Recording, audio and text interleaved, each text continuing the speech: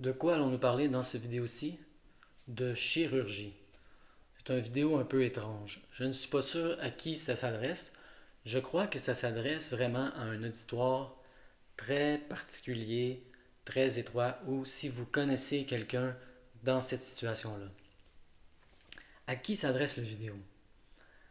Si vous êtes quelqu'un qui avait eu une chirurgie, comme un remplacement de genou par exemple, ou un remplacement de hanche, et là, il vous dit qu'après une période X de temps, vous allez aller mieux. Vous faites les exercices de réhabilitation.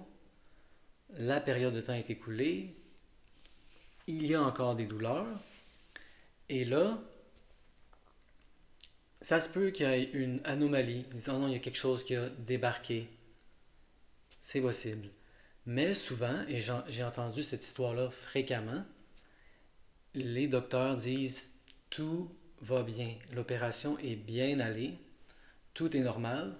Et là, le patient se demande, mais pourquoi alors je souffre encore? Et c'est là que ça peut devenir intéressant. C'est là que le concept de la douleur neuroplastique peut vous aider.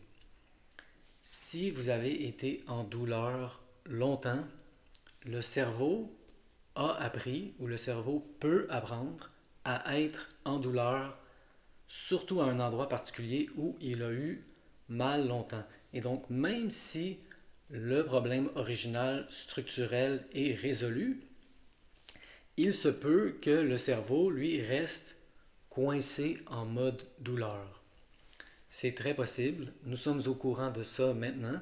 J'ai parlé récemment à un chirurgien orthopédiste et la métaphore qu'il utilise pour ses patients, c'est celle d'un écran, hein, où on aurait laissé l'image trop longtemps.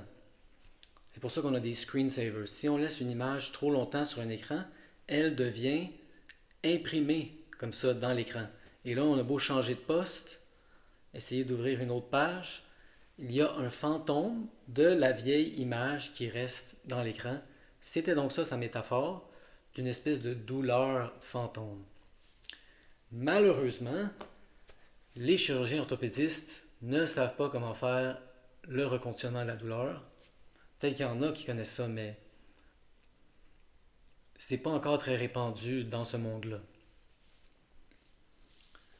Donc, qu'est-ce que je dis ici? Est-ce que je suis contre la chirurgie? Non, absolument pas. Des chirurgies, c'est la force même de la médecine occidentale. La médecine occidentale a ses grandes forces, il faut l'admirer. On est la première civilisation qui peut faire ça. Vous avez un accident, vos tripes sortent, ils vont les remettre en dedans, ils vont vous recoudre. Wow, les chamans ne savaient pas faire ça. La médecine occidentale, la science occidentale est admirable. Je n'ai rien contre elle.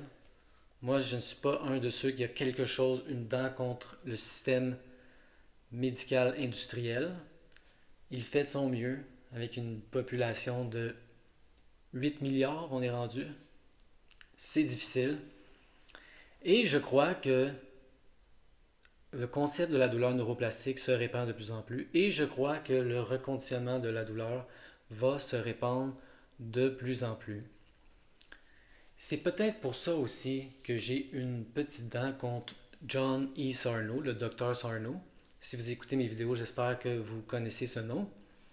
Parce que, comme nous disait David Schechter, un de ses élèves, on pourrait dire, il n'était pas très étude. C'était pas son fort, les études. C'est une autre raison pourquoi je n'aime pas trop Sarno. Mais la nouvelle génération, si on pourrait dire, de ceux qui font le reconditionnement de la douleur, aiment les études, veulent des études. C'est des gens scientifiques. Ils savent que ça marche et ils veulent le prouver avec des études en bonne et due forme.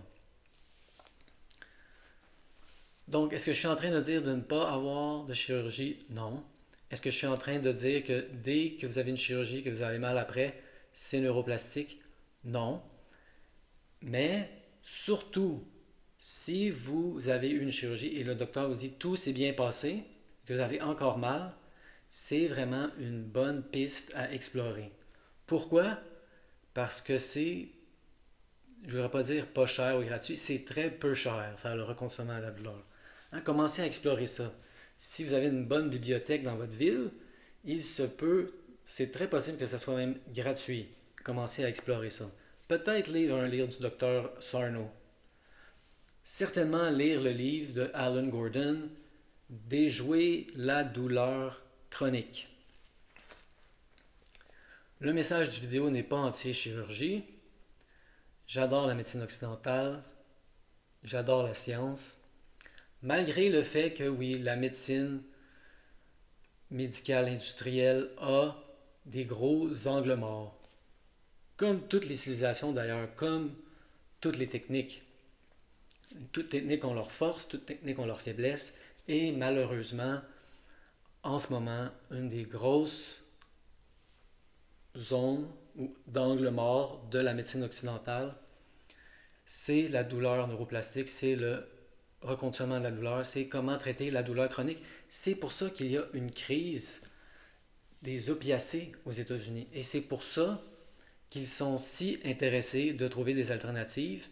Et je crois que c'est une des grandes raisons pourquoi le reconditionnement de la douleur se répand là-bas comme nulle part. Trouvons des alternatives. Qu'est-ce qu'ils appellent, eux, les opioïdes. Hein? The opioid crisis, c'est un fléau aux États-Unis, comme dans d'autres endroits d'ailleurs. Une autre piste à explorer, étant donné que le thème est la chirurgie, c'est les simulacres de chirurgie. Je ne sais pas si vous êtes familier avec ça. La plupart des gens sont familiers avec l'effet placebo. Et la plupart des gens, la conception qu'ils en ont, c'est d'un test où 50% des gens reçoivent par exemple le vrai médicament, 50% des gens reçoivent une pilule de sucre, et là, certaines personnes qui reçoivent la pilule de sucre ont des effets bénéfiques, et là, le médicament doit battre l'effet placebo. J'ai lu un livre l'autre jour, elle faisait un point très intéressant, l'autrice, elle disait pourquoi il faut absolument faire mieux que l'effet placebo? Hein? Moi, je prends l'effet placebo si je le peux. Donnez-moi-en du placebo. Hein? J'aime ça me sentir mieux. C'est très drôle. Mais la plupart des gens, quand je leur parle, beaucoup de gens sont familiers avec les simulacres de chirurgie, mais c'est un aspect du placebo moins connu. C'est complexe, il y a des subtilités, mais prenons l'exemple le plus simple. Ils font des fois des simulacres de chirurgie, de la chirurgie placebo.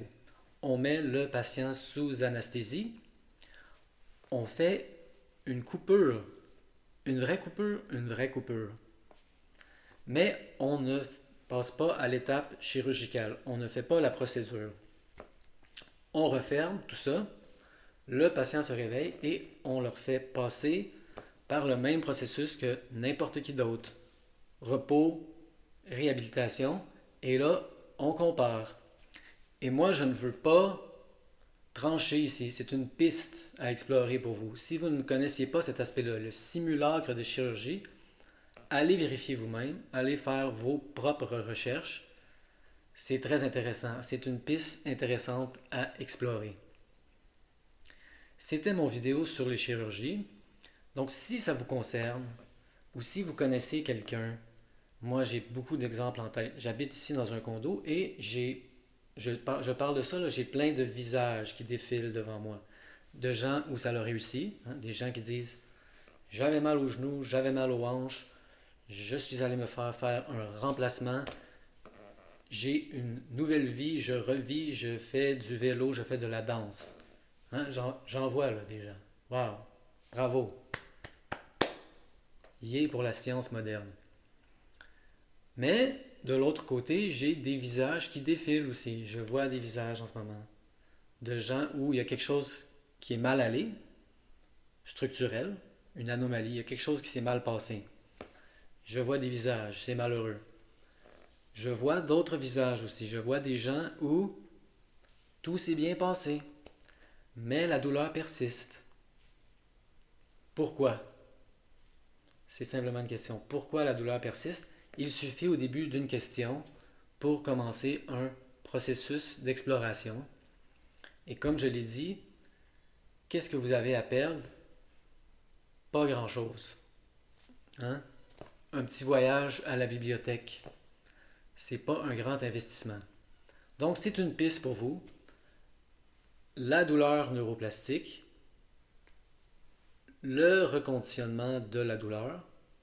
Si c'est votre cas, si vous connaissez quelqu'un dans cette situation, partagez cette connaissance ou si vous ne considérez pas que c'est une connaissance, partagez cette piste de réflexion sur la chirurgie.